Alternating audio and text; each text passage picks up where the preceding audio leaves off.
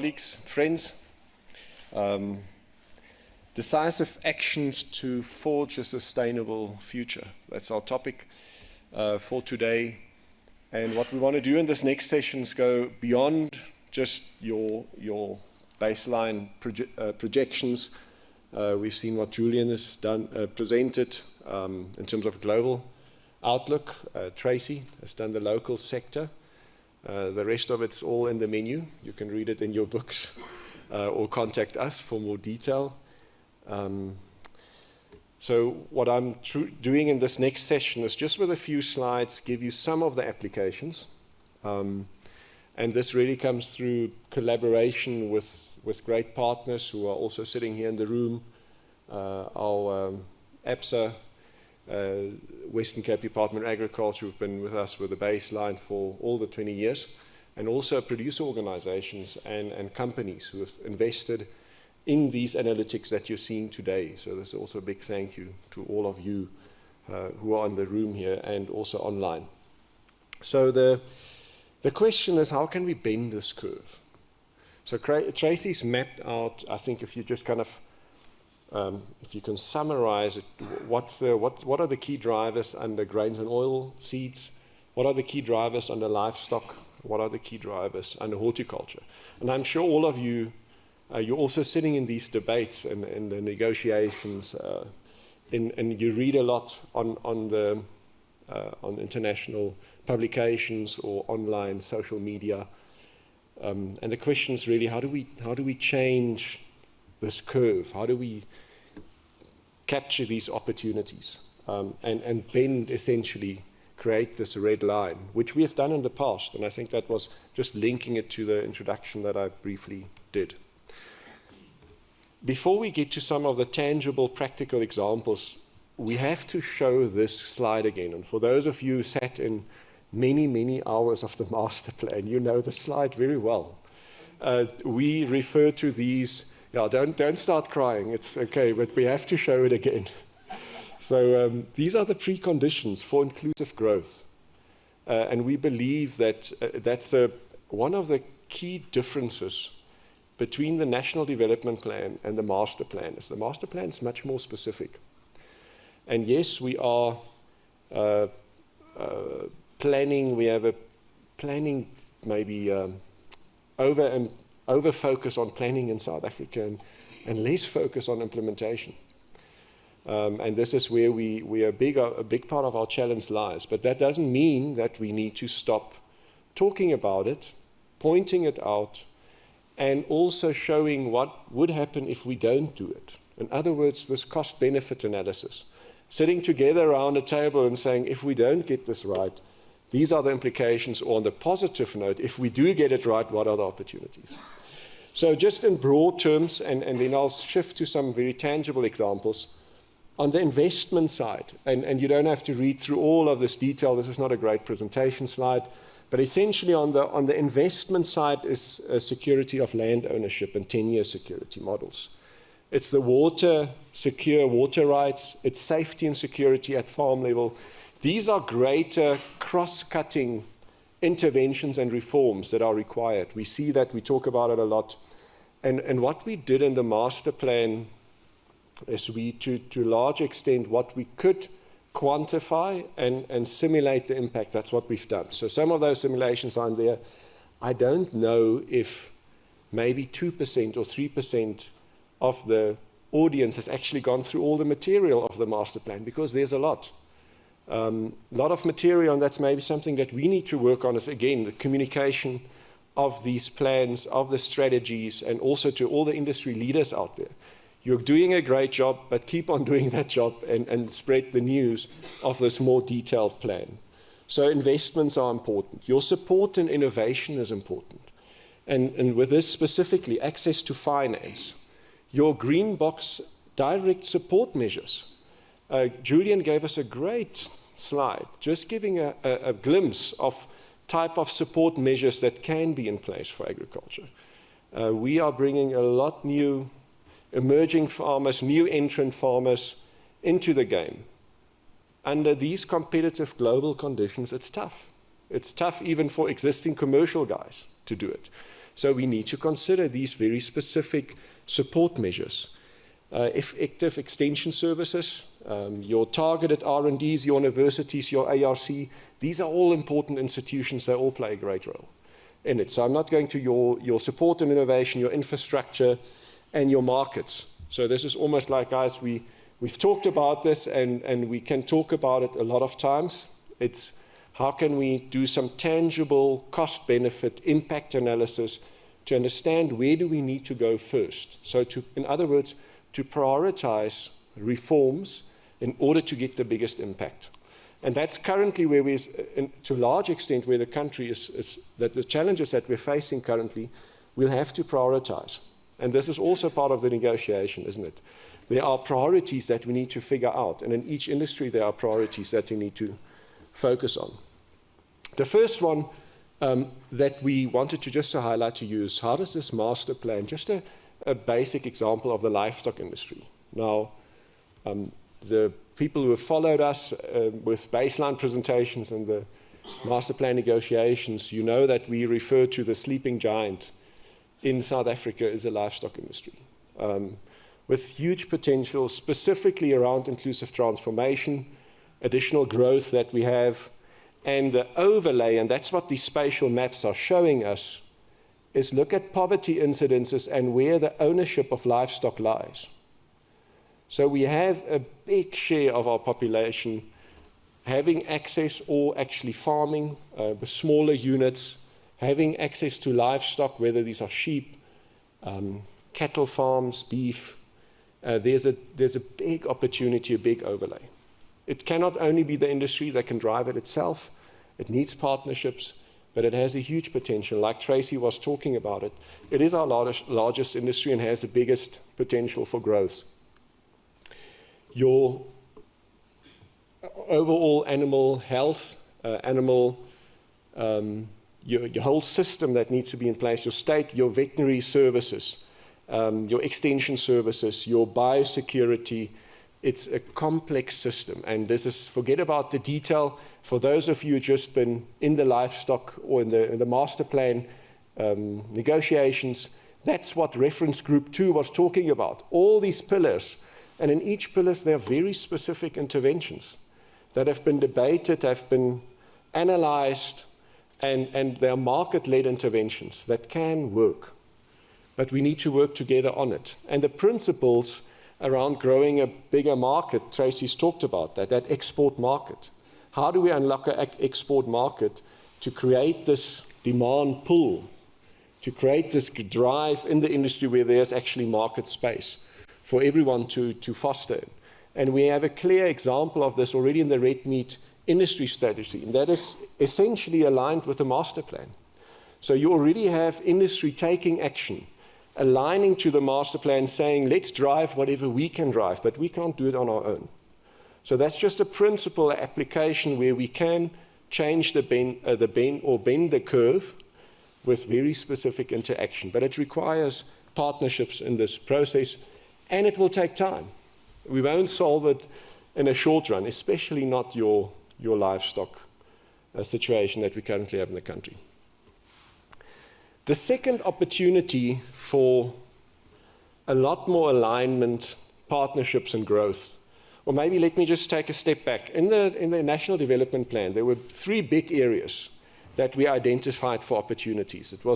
And that's where we created the growth and the jobs. Those 3 areas were the high-value export industries, agro-processing, and your inclusive, your smallholder farming sector where there are big productivity gains. And to a large extent, this speaks, this IAT initiative, Inclusive Agriculture Transformation, that we launched a number of years ago, or we started working on these systems to align, to measure, to standardize a lot of the monitoring and evaluation of these transformation projects, and to start putting data together and to align the data and to start, do we measure in the same way? What do we regard as success? What are the successful transformation projects that we can learn from? And what these dots are essentially showing us, there are many institutions doing great work, and they're great databases. Where we see a role is taking that data and starting to align in order to the analytics, to do the shocks, to do the foresighting, to do the insight around that. What can we learn out of it? How can we make these industries sustainable, profitable into the future? And this is, as I've mentioned, a roadmap. There have been many institutions since 2014 where we've developed specific technology databases and started learning a lot from this. And as I said, this is a process that we all need to work on together, and that we're learning together as we're going forward. There's not one single answer to it, but certainly there's a big demand, a big need for alignment in this space where we start to measure it accurately, because this is one of our biggest challenges that we have in the sector. Do we measure in the right way? Do we target our reforms? Are there opportunities where we can fast-track a lot of these reforms? So these are some of the M&E examples. And then obviously running, this is just from our platform, our systemized approach, where you typically have a grower database, and our clients, some of you in the audience are well aware with some of this, where you have spatialized or georeferenced grower database, but then furthermore, you can create this insight into the data and also the foresight. In other words, starting to do the shock analysis, seeing in which direction is this going, stress testing, and understanding which targeted reforms could actually have the biggest impact on the sustainability of the sector. Third example is around energy. And this is obviously the big question currently. If we just look at electricity use to value added ratio, in other words, how much value add, or how much does agriculture and agro-processing add per unit of electricity used? Agriculture and agro-processing are the highest sectors. Okay? These are the costs that currently what agriculture is paying for electricity. So we all know the story. Recently, we did work for the Western Cape Department of Agriculture, where we started zooming in and understanding, firstly, we are the big energy users in terms of irrigation, in terms of agro-processing. Which type of energy, what are the solutions, what are the costs, and now starting to work on what are the alternatives. So this is just a spatial map with targeted irrigation areas where we could specify hectares, type of irrigation, and obviously this is dependent on a lot of the flyover data that's available for the Western Cape, where we can overlay specific fields and crops, but a lot of strategic insight into the alternatives. And what are those alternatives? What do they cost? So again, getting the strategic cost benefit, shaping it, targeting it, finding solutions which are sustainable. And then just a kind of a high level view, looking at, we also understand which period of time which municipality has the biggest demand. So this is in the winter time, it's green. Obviously, we understand here in the summertime, that's where most of the electricity is required. You can do it spatially, you can do it per crop. Again, it's a very much more targeted, tangible approach to inform these decisions or investments. What happens if we don't have action? And that's also something that we need to talk about. So what we did in this heat map here is just looking at the different industries and understanding at which load shedding level what will happen with these industries in terms of severity of impact. So again, creating this insight, and for all of this, we start with a baseline, and then you start to build on it. You introduce the shocks, and you start to specify where what happens. Energy, the question is, I'm sorry, the title there is cut off a little bit, and the reading should be Shifting Energy Crisis, thank you, into an Opportunity. So additional market developments required, and we looked at it. Tracy talked about sluggish economic growth. We need to open up export markets, but could an energy market potentially start to play a role for agriculture? And again, this is work that we're currently doing, currently exploring with various partners. And just looking at cultivated land, so cash crop area nearly halved from its peak of about 8 million hectares. Now this is cash crop, just the major crops. from about 8 million hectares. It nearly halved. That was the peak in 1985 to 86. And these are purely market-driven realities. So area that you just, and to a large extent where we've seen climatic shifts and basically marginal areas just not being in production. The question is, can we see some of that production could be coming back under an energy model? And what could those energy models look like? So, and the reality is, in terms of this was just an example of South African gas supply, there are serious implications for reducing the amount of gas that's available, for example, out of Mozambique, out of those resources. So there will clearly have to be some form of alternative use or supply of these energy sources. And the question is, could agriculture play a role? We have seen much of the food versus fuel debate.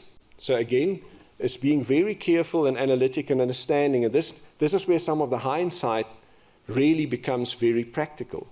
So just look at this 2005 line there. 2005 was a big period, Julian was referring to it, where the biofuel industries kicked in and it changed the relationship. These are maize prices and energy prices. Look at those Brent crude oil prices and maize prices since then. So essentially, and we had these big food versus fuel debates, you'll all recall that we can learn from that experience.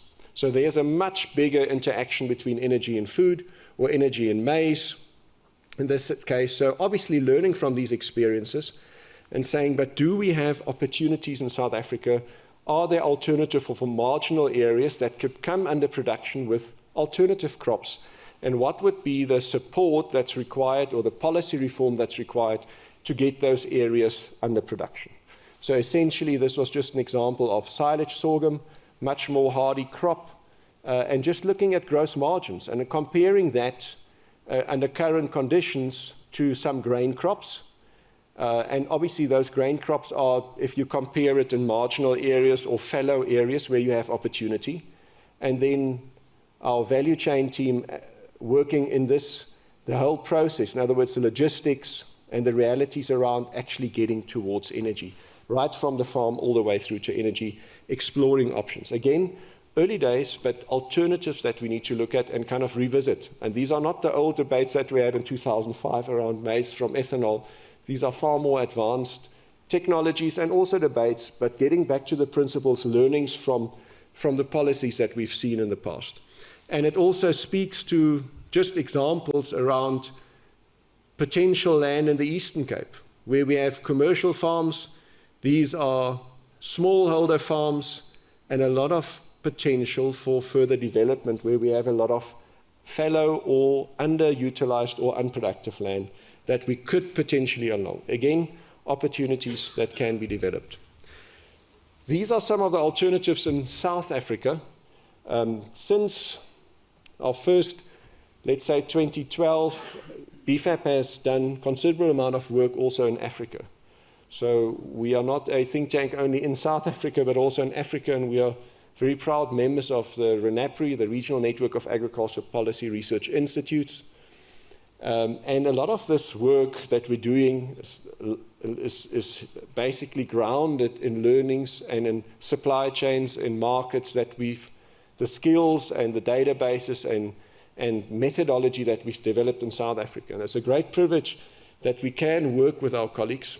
So showing these examples to you now for South Africa, we want to switch and first give Holger the opportunity to talk a bit more about the broader context of Africa, because I think for all of us in this room, Africa is a major market. There are opportunities, but also colleagues working together as a continent and unlocking the potential for this continent. So Holger is going to talk about those, giving a broader context on Africa from the FAO side, and then Matlo will come in and give you some practical examples of work that we've done there. Again, highlighting just some of the key outcomes and drives that we see in the African market and the work that we've done there. Thanks very much.